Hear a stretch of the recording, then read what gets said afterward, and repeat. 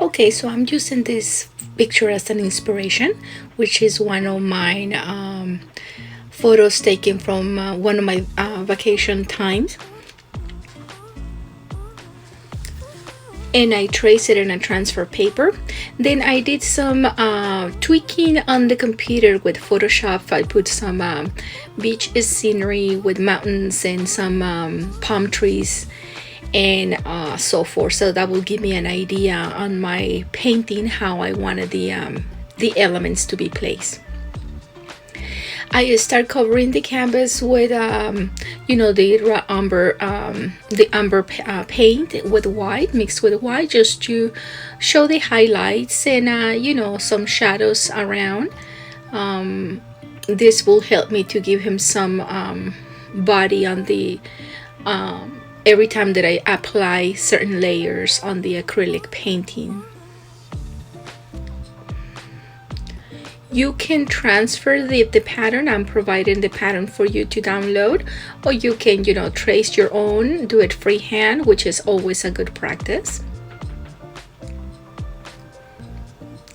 I am following the direction of the sand and then the curvy of the ocean, the water body that it looks on the picture. From the beginning of the layers that I'm applying, I tried the strokes, to put those strokes on the direction that the painting is going, where the shapes are going. Every stroke in your painting, in your canvas, and any media that you're painting, it will count, it will show. So if I'm painting this skirt and this moment, part of the dress, I'm trying to do the wavery part area where the foldings and highlights and rises will show eventually at the end of the painting. Don't be shy to experiment with your own techniques, trying to mix any mediums. I'm doing this one in acrylic paintings, but you can do it in oils, you can do it in pastels, you can do it in markers and any media that you have available at home. Now the feet are kind of tricky. There is a lot of shading in there that you need to be conscious, otherwise they're gonna look kind of strange, weird, and you don't want to do that. Observe your feet, observe the place where the shadows are, and then the values, and trying to play with that paint on that area. It might take some practice. I'm choosing some black brushes, flat brushes. They're very small, and this is a small painting. It is 6x4, and so the brushes have to be smaller as well to help me on my movement of the paint around.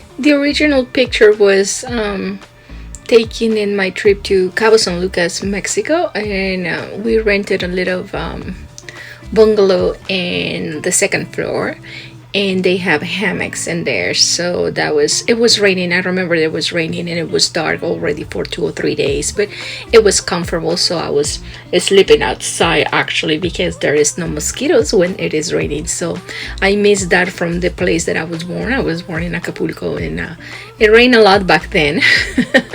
Now with every changing weather around the planet, there is more dryness in areas that used to rain, and vice versa.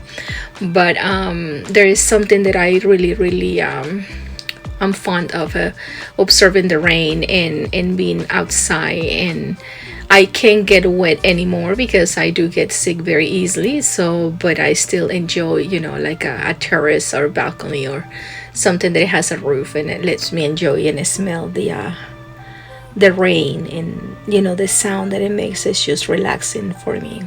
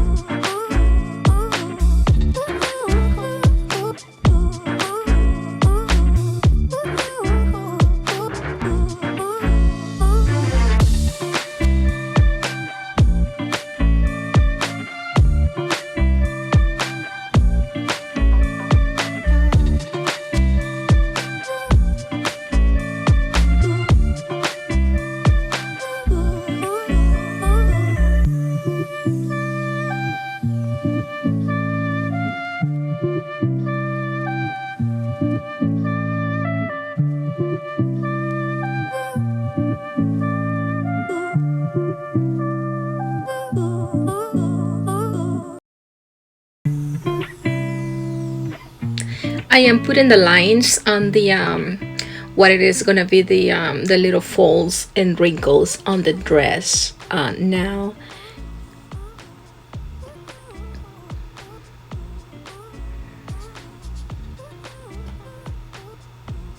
I'm using the primary colors, red, yellow, and blue.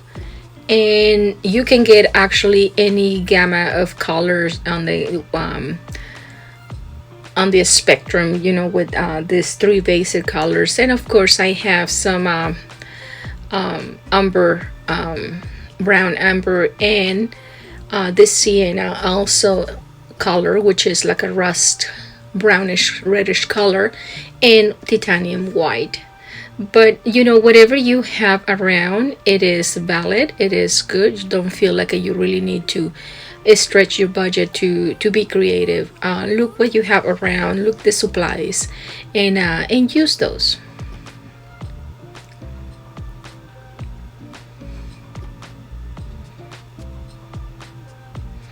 I'm mixing the blue with the white first, and then a little bit of the brown umber, and it gives them like a little tint of brown, but with the blue is still reflecting. So I like to experiment in that aspect with the paints.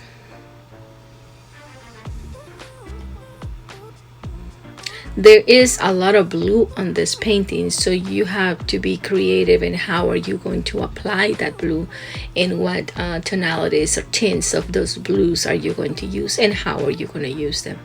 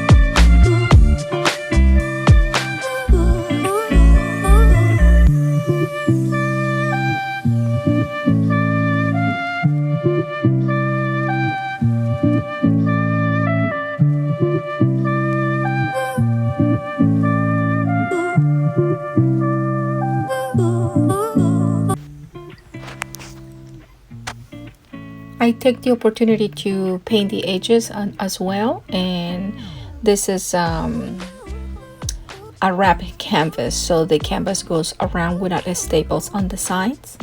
And you can choose the option to paint it a different color, solid color, or black around, or just have part of the design, the painting going around the canvas, which that's what I'm leaning for this time.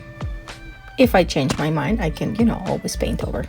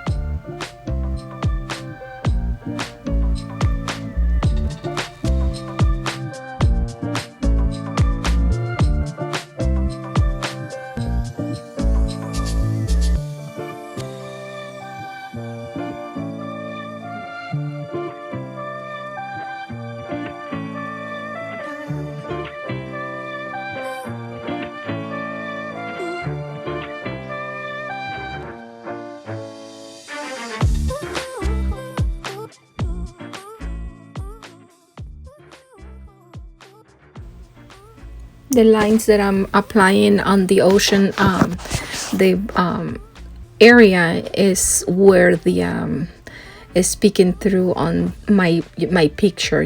This is even though that this is a Photoshop montage, I try to follow as close as possible, so it gives them just a natural feel in the finished painting.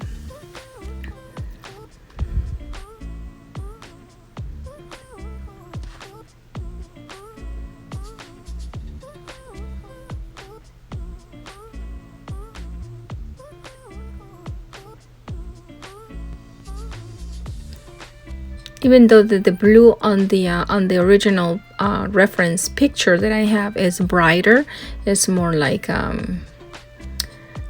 cobalt blue. I went for more opaque blue. That's what in the blue mixture I added a little bit of the brownish umber color.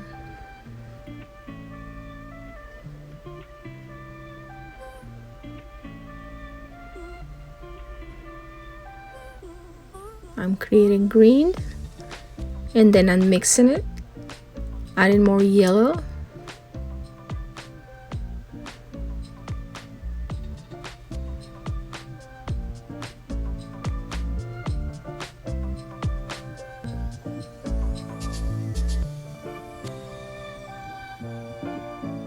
Now the green is one of the tricky colors. You have to really play with the values of the green, the tonalities.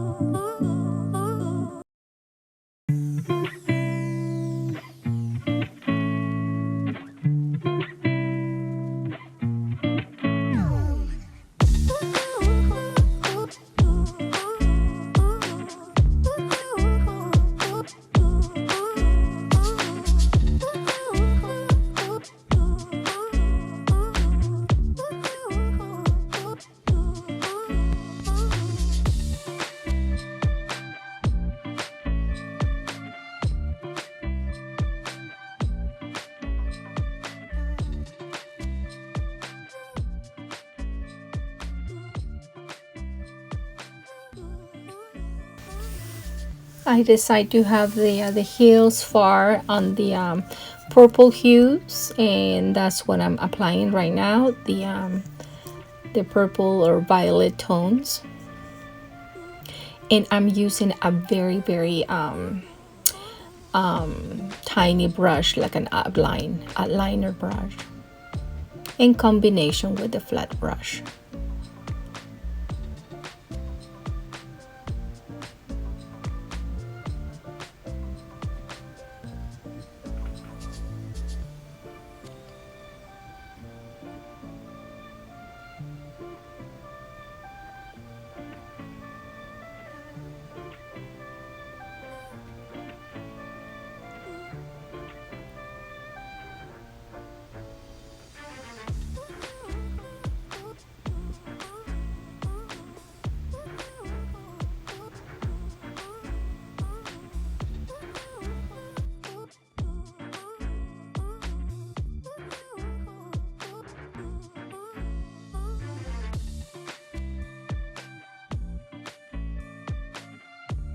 Try not to buy the greens already mixture on the tubes. I know there is a great a big gamma on the color on the green tonalities, but I like to mix my own greens. It's up to you. You can spend a lot of money just trying to get any color on the color spectrum in the store, or you can trying to be more conservative and keep it at limited palettes. Many artists do keep their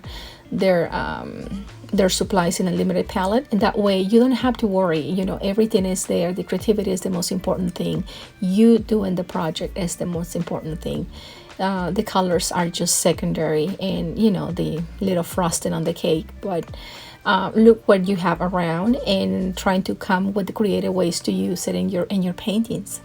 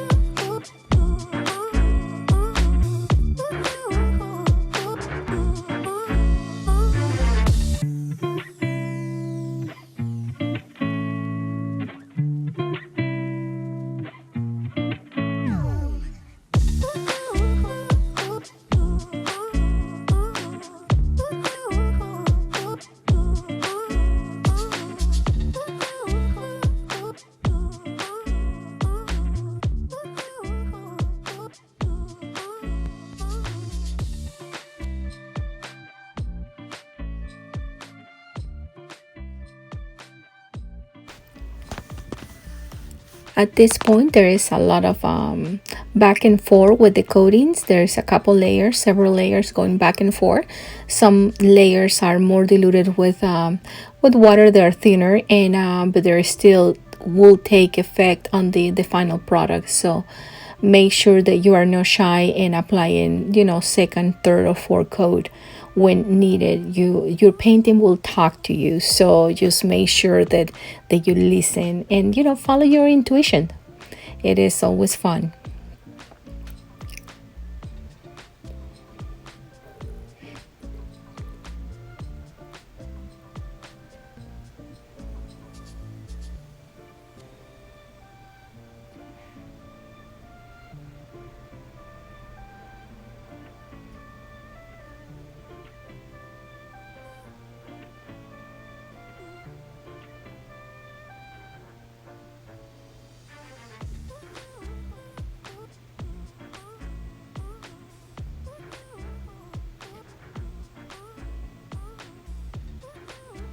Don't forget the size of the canvas. Paint, if you're going to carry that color around the edges, make sure that you splash a little bit of that color around the edges of your canvas.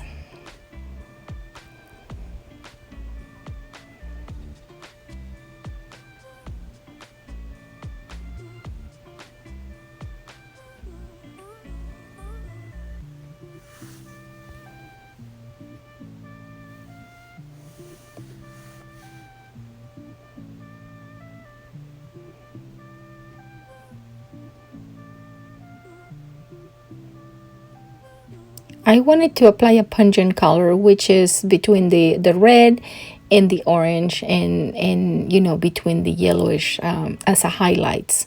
But for the hammock, I wanted something bright that will pop against the blue, because the dress that I'm wearing is blue, and I want to keep that as a reminder. So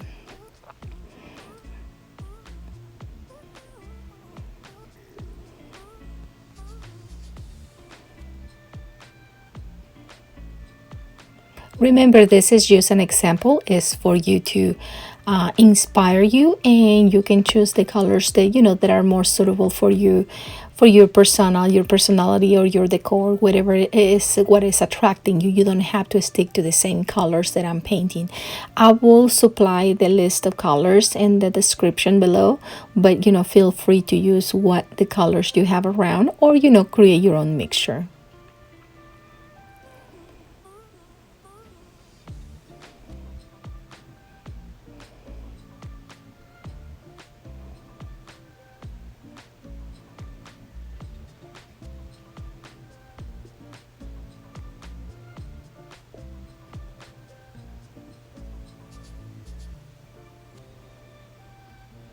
The same orangey, reddish colors that I had, I just put a little bit more of the umber color, the brownish color, and mix it for the palapa, the little palm leaves shade area on the top.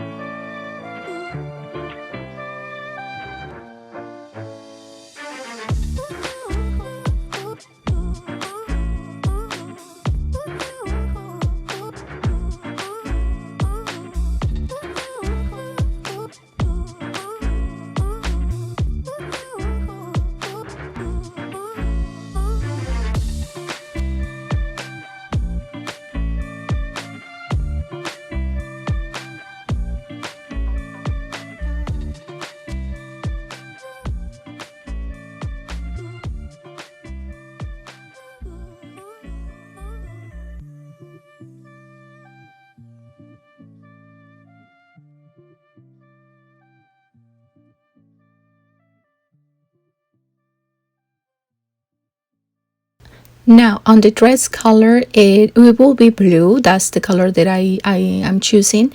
There is still the lines that I outlined at the beginning of the canvas, if you recall. They are still there. I'm still following them. So I'm applying the blue and then white, and then it will be the darker color eventually. So that will create the illusion of the folds, the little ripples around the dress on that particular area.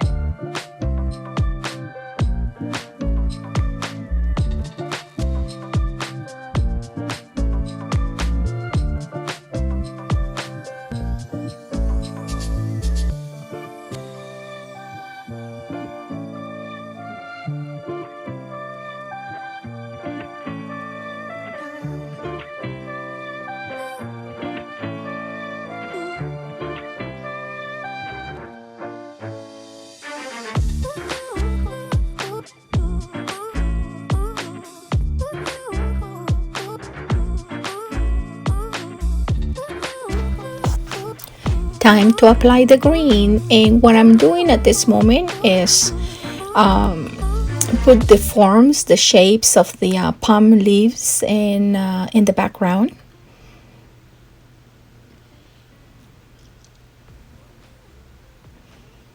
I try to incorporate it on the side of the canvas as well. Remember, if you are carrying those colors, make sure that they carry on the same tonality on the edge of your canvas. Otherwise, if you're trying to match the color later, it's gonna show. You're gonna see a difference.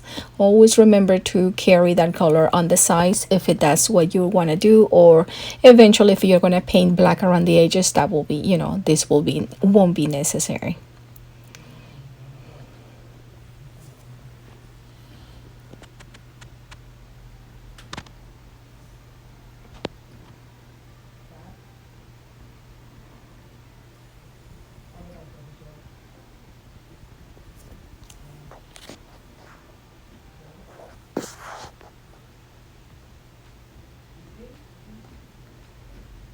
While I wait to the other parts of the canvas to be dry, I direct the brush to the areas where it is needed, and then I go back with a second coat or third coat or whatever coat is necessary.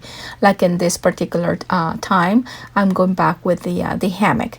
The mixture that I'm using, it is orange and red, but it is also mixed with water, so it's diluted, and it gives it like a transparent color. It's still showing the different strokes from the previous 2 or 3 layers that I apply already.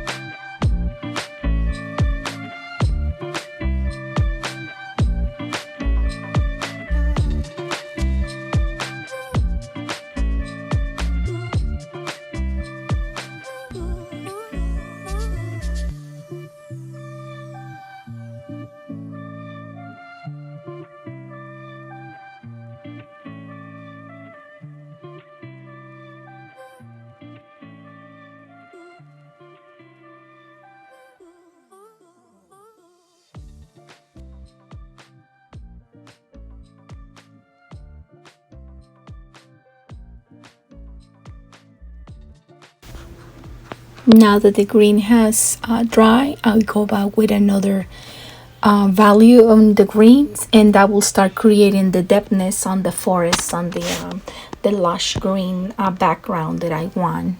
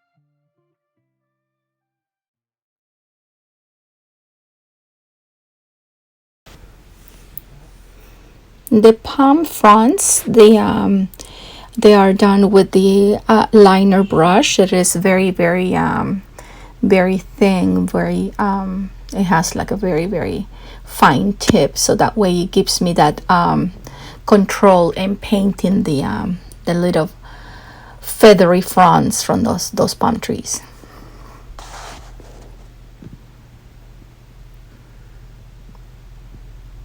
I carry part of that green along the mountains on the valley, little valley area, and then just go back and forth. I'm actually mixing several on the green color, so I created a green tone, and then I'm adding, you know, more umber or more bluish or more green to give me some depthness on this part of the painting.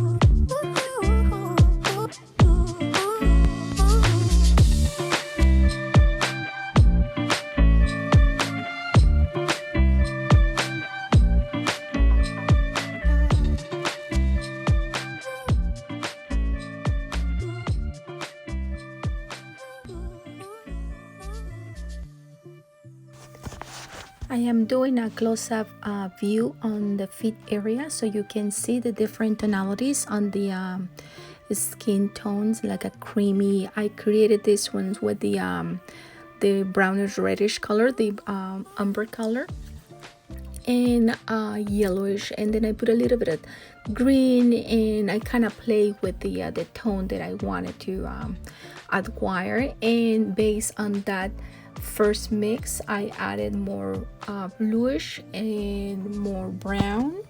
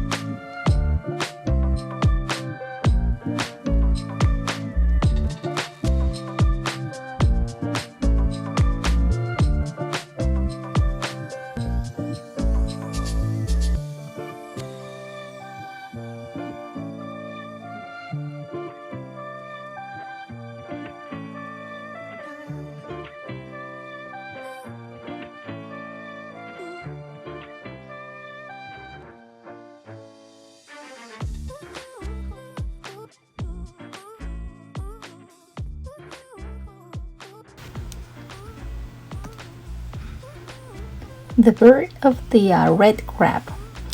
This little one just pop up in my painting, so I decided just to bring it up from whatever room he existed. He wanted to be on this painting, so when it seemed like a little stainless steak, it turned out into a tiny little critter with a little of a personality. So I added a couple of shades of red, and then darkened it with the blue and the browns, and pretty much that's pretty much it. A few highlights with a yellowish color first, and then the white.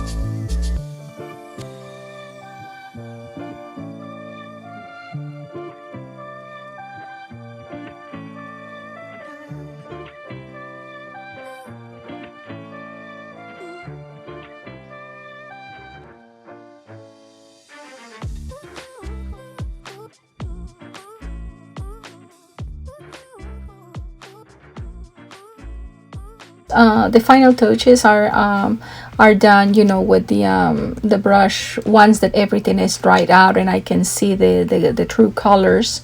On the acrylics, I'll go with the you know, the fronts first, light greens and light yellows and, you know, light oranges, so anything on the highlight area.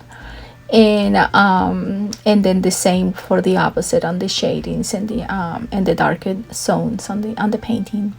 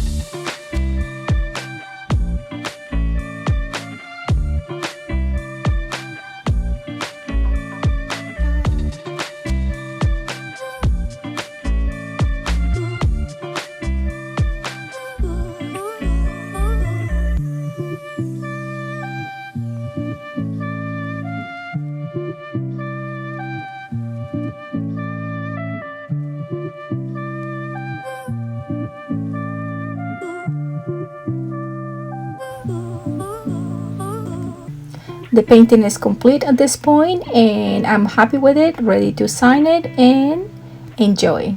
I hope you like this video. I hope you like this tutorial. Please give us a thumbs up and subscribe, and you will be notified when there is new tutorials or new tips and tricks for your creative scent and and any other ideas that you may have. Feel free to give me shoot me a note and a comments or send me an email.